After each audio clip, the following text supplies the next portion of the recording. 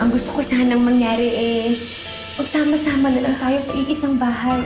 Pero hindi namin kailangan makitira sa'yo. Nagmamalasakit lang yung kapatid mo. Ayoko pong naaalala si Olive o nakikita yung mukha niya.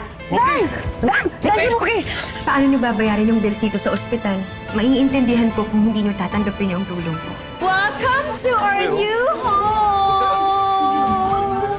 Hindi lang si Mookie ang aagawin ko sa'yo. Lahat tong mga taong mahal mo. Nagpaalam ba sa'yo si nanay? O pinaalis mo siya? Pinagbakasyon para magawa ko na rin yung mga plano ko sa'yo. Anong plano mo? Ang maging close tayo. I want us to do sisterly things together. Tunay lang magmamahal, patuloy na lalaban. Dahil pagkatapos ng gabi, ikaw pa rin ang aking ilaw. Ikaw ang buhay dahil sa'yo. Tunay lang magmamahal, patuloy na lalaban. Ikaw ang buhay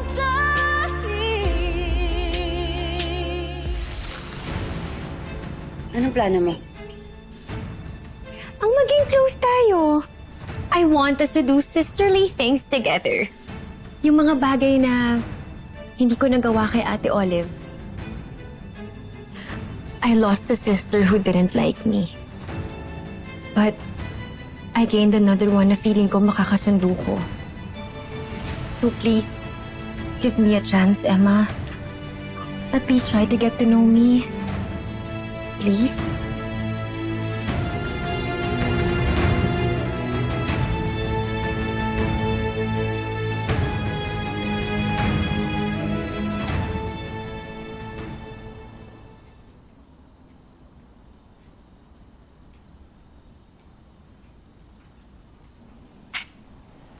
Hi, baby girl!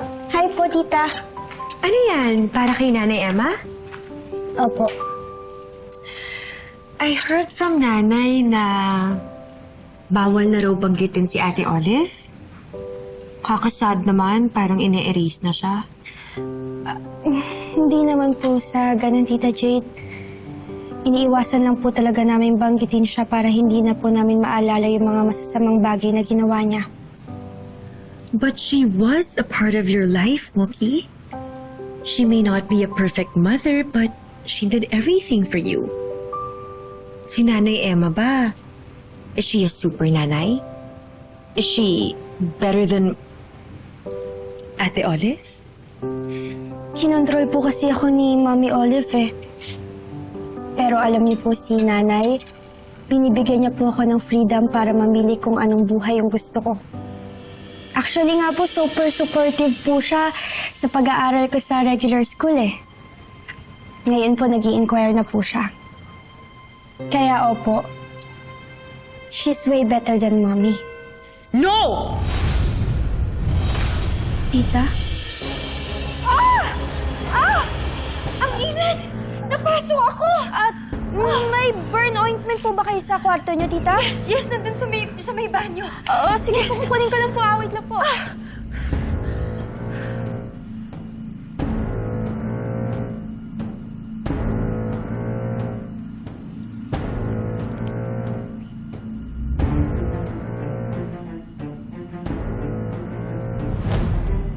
Yung ethereal tablets, ma'am, causes hot temper and irritability. Yung Oroxen solution causes paranoia. At yung Lunavaxil patches naman, hallucination. Mabilis po ang effects ng mga yan. Okay. Salamat.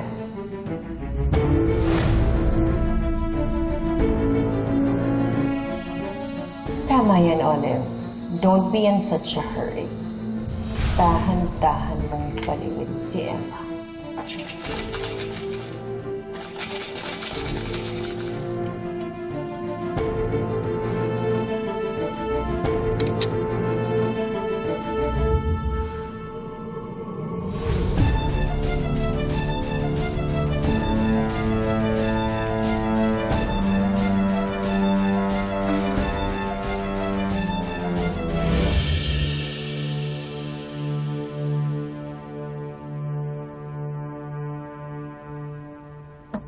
Dan! Oo. Dan! Oo. Lumabas ka nga dyan, gagamit ako ng banyo! Teka. Sandali, magbibihis lang ako. Ito na. Ano ba? Bilis! Ito. Ano ba? Ito na. Nagbihis nga lang ako eh. Sana doon ko na lang muna sa CR ni Moki nagpunta. Kita mo, naliligo pa ako eh. Palalabasin pa ako ng kwarto. Eh, naiihi na nga ako. Tabi nga! Tabi! Oh? Ano pong nangyayari? Bakit kayo nagsisigawan ni nanay? Ewan ko ba dyan sa nanay mo? Ang bilis na uminit ng ulo sa akin. Sarap yung buko eh. Anak, sige na. Pumasok ka na sa kwarto mo. Pasensya ka na. Nanay mo, init ng ulo eh. Sige po, tay. Sige.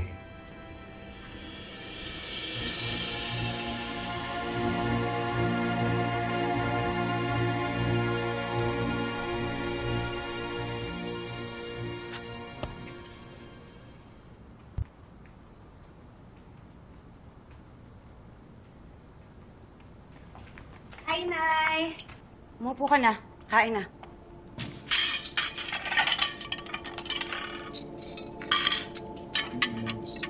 Bang! Init eh. Ba't ang problema mo? Una kayo! Umaga, init ng ulo mo. Nay, ba't parang wala po kayo sa... I'm so excited! Look! I got you a slot at St. Margaret Academy! Ito! Wow! St. Margaret, dito po nag-aaral si Zini. Really? Opo. That's great. O, ayan, may brochure dyan, tsaka may admission na rin, i-fill up mo na lang. Meron sila nito, and then I got you also the admission form, so i-fill up mo na lang. Ano yan? Ka nagdedesisyon. Sis, chill. Gusto ko lang naman tulungan yung pamangkin ko kasi nabalitaan ko na gusto na ni Moki mag-regular school. Oo nga. Kaya nga nag-i-inquire na ako eh. Sa Marcela Agoncillo siya mag-aaral. Well, sis, okay naman yung school na yon, but St. Margaret Academy is way better. It's private, maganda yung facilities, mas okay. Emma! Ka ba nakikialam? Emma! Ano ba nasasaktan si Moki? I'm so sorry. Sorry. Hindi naman yun yung intention ko. Gusto ko lang talagang makatulong. Pasensya na.